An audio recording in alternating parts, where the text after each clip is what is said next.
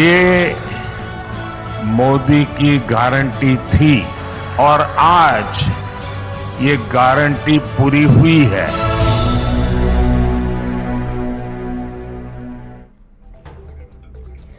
नमस्कार, जोहार झारखंड देख रहे हैं आप। मैं हूं शुभी मिश्रा, आपके साथ बुलेटिन की शुरुआत करते हैं और पहली खबर धनबाद से आपको बताएं, जहां पीएम नरेंद्र मोदी ने 35,700 करोड़ की विकास योजनाओं की सौगात दी है। साथ ही सिंदरी में हर्ल कारखाने का उद्घाटन किया गया। ये मोदी की गारंटी थी और आज ये गारंटी पूरी हुई है।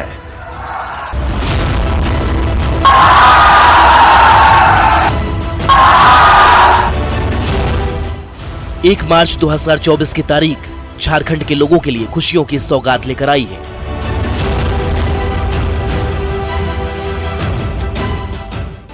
पीएम नरेंद्र मोदी ने झारखंड को करोड़ों रुपए की कई परियोजनाओं की सौगात दी।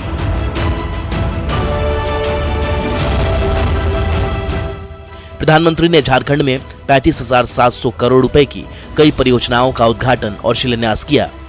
धनबाद के सिंदरी में 8900 करोड़ रुपए से अधिक की लागत से विकसित हर्ल कारखाने का उद्घाटन करते हुए पीएम ने कहा कि ये मोदी की गारंटी थी जो अब पूरी हुई। मैंने संकल्प लिया था कि सिंदरी के इस खाद कारखाने को जरूर शुरू करवाऊंगा। ये मोदी की गारंटी थी और आज ये गारंटी पूरी हुई है। हर्ल कारखाना झारखंड ही नहीं बल्कि देश के लिए कितना महत्वपूर्ण है, ये इसी बात से समझ सकते हैं कि इस कारखाने की क्षमता 10 लाख टन यूरिया उत्पादन करने की है, जहां से झारखंड समेत 6 राज्यों में यूरिया की सप्लाई होगी, जो यूरिया किसानों के लिए वरदान साबित हो रहा है। पीएम मोदी ने झारखंड में 26,000 करोड़ रुपए से अधिक की रेल, बिजली और कोयला परियोजनाओं की भी शुरुआत की। पीएम ने कहा कि इससे इस इलाके की सूरत बदल जाएगी। धनबाद चंद्रपुरा रेल लाइन का शिलान्यास होने के इन क्षेत्रों में भूमिगत आग से सुरक्षित एक नया रूट उपलब्ध होगा।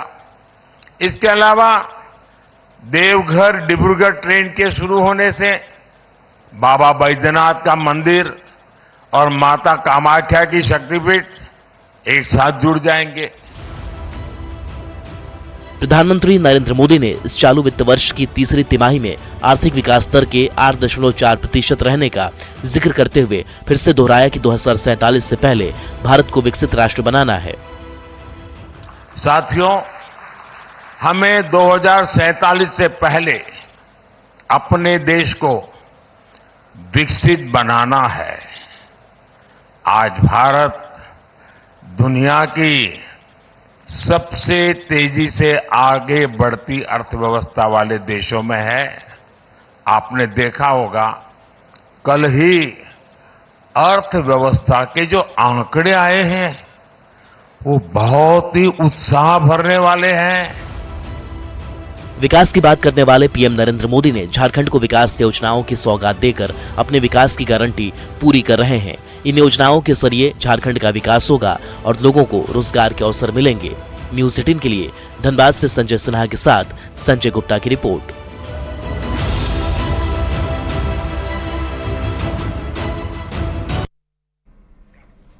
और धनबाद में पीएम मोदी ने भ्रष्टाचार और परिवारवाद पर जमकर निशाना साधा और कहा कि भ्रष्टाचार करने वाले लोग जांच से भाग रहे हैं। साथ ही उन्होंने जेएमएम पर तंज कसते हुए कहा है कि जेएमएम का मतलब है जमकर खाओ पार्टी। जिंदाबाद। मरबारी जी, कैबिनेट मिनिस्टर श्रीमती अन्नपूर्णा दी से आग्रह है कि सभी लोग अंग वस्त्र देकर और मोमेंटो देकर प्रधानमंत्री नरेंद्र मोदी के साथ केंद्रीय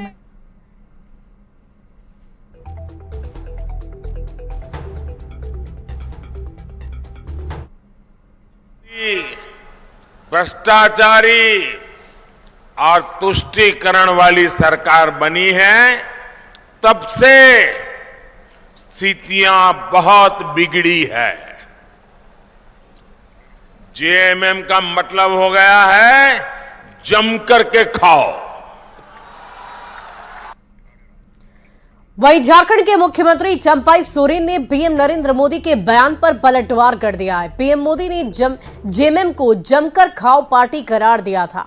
जवाब में मुख्यमंत्री चंपाई सोरेन ने कहा है कि जनसभा में जनता की बात होनी चाहिए थी, पर ऐसा बयान पीएम को शोभनीय नहीं।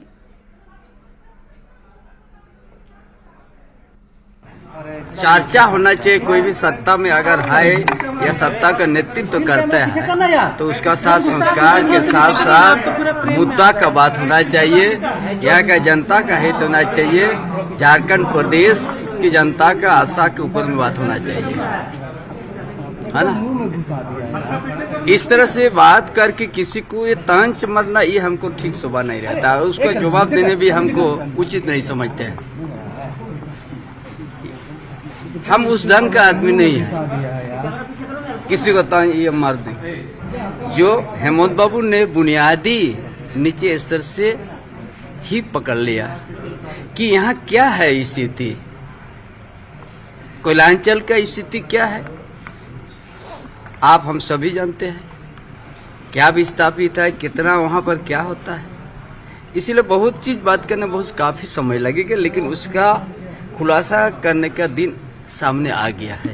बस इतना ही हम कहेंगे, लूट खरोश वैसे लोगों को अपने कंधा पर बैठाने, अपने गोदी पर बैठाने के जो काम करते हैं, हमको लगता है कि वो बात जनता को पसंद नहीं है। कुछ नहीं असर पड़ेगा। जनता धीरे धीरे समझने लगी है कि वो जो है ना, एक तो बोलता है फोटो प्रेस लीडर होता है और एक होता है इवेंट और मैनेजमेंट। इवेंट मैनेजमेंट कितना चलेगा? 10 साल 15 साल। वहीं धनबाद में पीएम मोदी की ओर से जेएमएम पर किए गए वार को लेकर झारखंड के सियासी हलकों में खूब प्रतिक्रियाएं मिली है। बीजेपी ने पीएम के बयान का समर्थन किया है तो कांग्रेस और जेएमएम ने पीएम के बयान को सरासर गलत करार दिया है। उनको अलग अलग जगह पर अलग अलग आईना दिखाई देता है। महाराष्ट्र में वो क्या कर रहा है, आसाम में वो क्या कर रहा है, किन लोगों के साथ चला रहा है, तो उनको सेम आईना वहाँ देखना है। अब देखिए, प्रधानमंत्री जी हैं, इतनी हल्की बातें करते हैं, अब फिर मैं उनके लिए हल्का जवाब दूं, ये शोभा नहीं देता। हर व्यक्ति की एक गरिमा है, गरिमामयी भाषा में उनको बात करनी चाहिए। पैसों के ढेर पर कौन बैठा है ये देश की जनता जानती है। सिर्फ गैर भाजपा शासित राज्यों में ही ईडी काम करती है। इसके बारे में प्रधानमंत्री जी ने क्या कहा? इसके बारे में क्या कहा कि एक आदिवासी के बेटे को जो राज्य का मुख्यमंत्री था उसको हमने जेल भिजवाया है, उसके बारे में क्या कहा? नहीं, देखिए, जो भी प्रधानमंत्री जी ने कहा है ये झारखंड के 3.5 करोड़ जनता भी जानती है। उन्होंने 3.5 करोड़ जनता के मन के बात को पढ़ा है और पूरे जनमानस के बीच में उन्होंने कहने का काम किया है। वाकई यह बात तो सही है कि जितना लूटा गया है झारखंड को, आज झारखंड की धरती त्राही त्राही कर रही है। आपका नाम दिया उन्होंने, जमकर लूटो, जेएमएम का मतलब जमकर लूटो। हाँ, तो जो बोलना है तो जो दिल में आता है सो बोलते हैं। क्या लूट हुआ है और क्या पिछले समय में लूट हुआ है, ये सबके सामने है। और उन्होंने एक बात और कही, कोयला का लूटा है उसको लौटाना होगा। हाँ सुकंदर, हाँ, उन्होंने कहा कि जनता से जो लूटा है उसको लौटाना होगा। वो चुनाव में सब आ जाएगा कि लौटाना है कि देना है, ये तो चुनाव में बताएगा। पता नहीं, कुछ लोग भारत जलाओ पार्टी भी बोलते थे किसी पार्टी को, पता नहीं किस पार्टी को बोलते थे, मालूम नहीं। खैर, आदिवासियों के या झारखंड के मूलवासियों के हितों पर के सवाल पर झारखंड मुक्ति मोर्चा ने अगर संघर्ष नहीं किया, उनके अधिकारों का संरक्षण नहीं किया, ये बातें जनता तय करेगी। और 24 का चुनाव सामने दिख जाएगा झारखंड। देखिए, प्रधानमंत्री जी ने आज झारखंड मुक्ति मोर्चा को शीशा दिखाया। झारखंड मुक्ति मोर्चा का अर्थ बिल्कुल सही बताया, जमकर खाओ पार्टी। और इस प्रदेश में पिछले 4 वर्षों में हुआ भी क्या है? 70,000 करोड़ का घपला घोटाला, जिन आदिवासी मूलवासियों को सत्ता में भागीदारी देने का वादा कर हेमंत सरकार आई थी, उसी सरकार ने इन आदिवासी मूलवासियों को सर्वाधिक लूटा। लेकिन हमें लगता है कि प्रधानमंत्री जी को कोई दिग्भ्रमित किया गया है झारखंड में ऐसी बात नहीं है। बाहर से जो लोग आते हैं अनाप शनाप बोल देते हैं। कांग्रेस झारखंड मुक्ति मोर्चा ने झारखंड को संभालने का काम किया। जो 18 साल जिसको झारखंड को भाजपा ने चारागाह बना दिया था, लूट का अड्डा बना दिया था, हमारे खनिज संपदा को लूट लिया। नया आने दीजिए, ये तो सब दिन उनकी भाषा रही है और थोड़ा भाषा पे सुधार करें। खबर धनबाद से, जहां प्रधानमंत्री नरेंद्र मोदी ने हर्ल फैक्ट्री का उद्घाटन किया, साथ ही कारखाने के कंट्रोल रूम में रासायनिक खाद तैयार करने की विधि व्यवस्था की जानकारी ली है। पीएम मोदी ने रेलवे और कोल इंडिया को भी कई सौगात दी। कार्यक्रम को संबोधित करते हुए प्रधानमंत्री ने विकसित राष्ट्र बनाने के लक्ष्य को जनता के सामने रखा। कार्यक्रम में केंद्रीय मंत्री अर्जुन मुंडा, राज्यपाल सीपी राधाकृष्णन, मुख्यमंत्री चंपाई सोरेन, सांसद सहित कई लोग मौजूद रहे। अधिक जानकारी दे रहे हैं संवाददाता संजय गुप्ता। इन्होंने 36,000 करोड़ का जो है ये यहाँ सौगात दिया और ये यूरिया पूरे देश भर में जो है फर्टिलाइजर जाएगा और ये कोयला से जाना जाता था धनबाद, अब ये खाद से जाना जाएगा। और सबसे बड़ी बात, प्रधानमंत्री जी इतनी तन्मयता से हम लोग से मिले। हम राष्ट्रीय लोक जनशक्ति पार्टी के प्रदेश अध्यक्ष की हैसियत से, एनडीए के पार्टनर होने के हैसियत से उनको अपनी पार्टी के बारे में भी अवगत कराया। बहुत संक्षिप्त ये में धनबाद आज प्रधानमंत्री नरेंद्र मोदी पहुंचे और धनबाद के सिंदरी सबसे पहले पहुंचकर हर परिसर में आज इसका विधिवत उद्घाटन किया। इसके साथ ही धनबाद रेल मंडल के 7 योजनाओं का भी उद्घाटन किया और अन्य सीसीएल कंपनी, कोल कंपनी के भी अन्य योजनाओं का उद्घाटन किया। आज यहाँ पर 36,000 करोड़ की योजनाओं की सौगात प्रधानमंत्री ने दी है।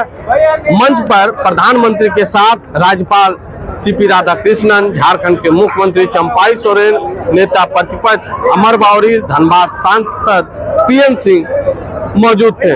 प्रधानमंत्री यहाँ पर लगभग 11 बजे पहुंचे भारत परिसर में और हेलीपैड में सबसे पहले यहाँ पहुंचने के बाद सबसे पहले हर के जो कंट्रोल रूम है वहां पर इसका जायजा लिया। साथ ही साथ उन्होंने कहा कि यूरिया का फायदा किसानों को होगा, जिससे कि छोटे बड़े किसानों को इसका लाभ होगा, लेकिन इसके साथ साथ कृत्रिम पद्धति से किसान खेती कर पाए, इसकी भी एक समुचित व्यवस्था होनी चाहिए।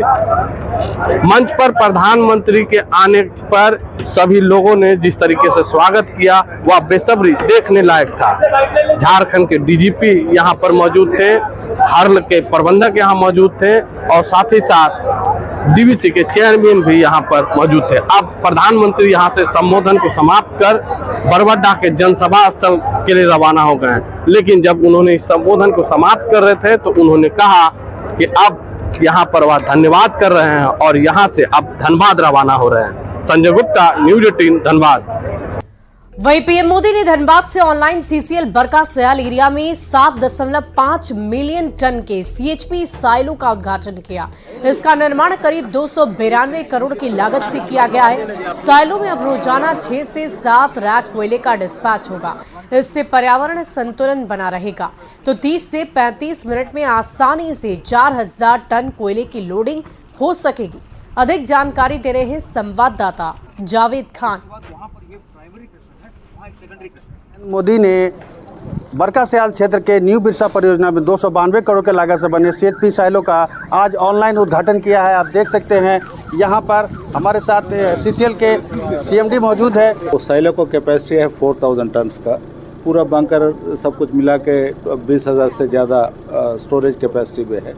पूरा क्रस्ट कोल जाएगा, लोडिंग प्रॉपरली हो जाएगा, अंडरलोड ओवरलोड नहीं होगा and basically environmental friendly and efficiency of transport को ज़्यादा करेगा। Efficiency will improve. इससे कोयले का डिस्पैच में वृद्धि होगी, साथ ही पॉल्यूशन पे भी कंट्रोल होगा। आप देख सकते हैं सीएचपी साइलो के विहंगम दृश्य को, किस तरह का सीएचपी साइलो यहाँ पर नॉर्थ हुरीमारी न्यू बिरसा परियोजना में बनाया गया। लगभग 2 साल में बन के तैयार हुआ है। पहले यहाँ का कोयला जो है सौंदा बी साइडिंग से डिस्पैच किया जाता था, अब यहीं से सीधे कोयला देश के विभिन्न जगहों पर भेजा जा सकेगा।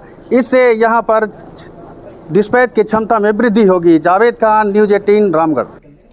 और झारखंड विधानसभा में 1,28,900 करोड़ का बजट पास हो गया है। बीजेपी ने कटौती प्रस्ताव पेश किया और सरकार के कामकाज पर कई सवाल खड़े किए। सदन में सरकार की ओर से संसदीय कार्य मंत्री आलमगीर आलम ने कई विकास योजनाओं का ब्यौरा रखा है। साथ ही बीजेपी पर सरकार को अस्थिर करने की कोशिश करने का आरोप लगाया। इस मौके पर विधानसभा में ध्वनि मत से आम बजट को पारित कर दिया गया।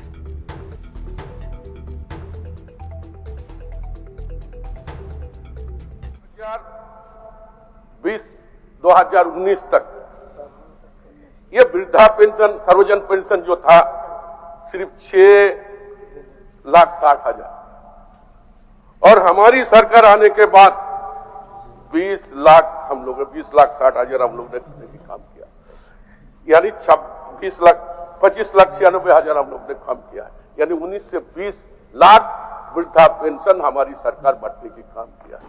महोदय, मैं प्रस्ताव करता हूं कि झारखंड विनियोग संख्या 02 विधेयक 2024 स्वीकृत हो। प्रश्न यह है कि झारखंड विनियोग संख्या 02 विधेयक 2024 स्वीकृति हो। जो इसके पक्ष में है वो हाँ कहें, जो इसके विपक्ष में है वो ना कहें। मैं समझता हूं कि पक्ष में बहुमत है, प्रस्ताव स्वीकृत हुआ। झारखंड विनियोग संख्या 02 विधेयक 2024 स्वीकृत हुआ।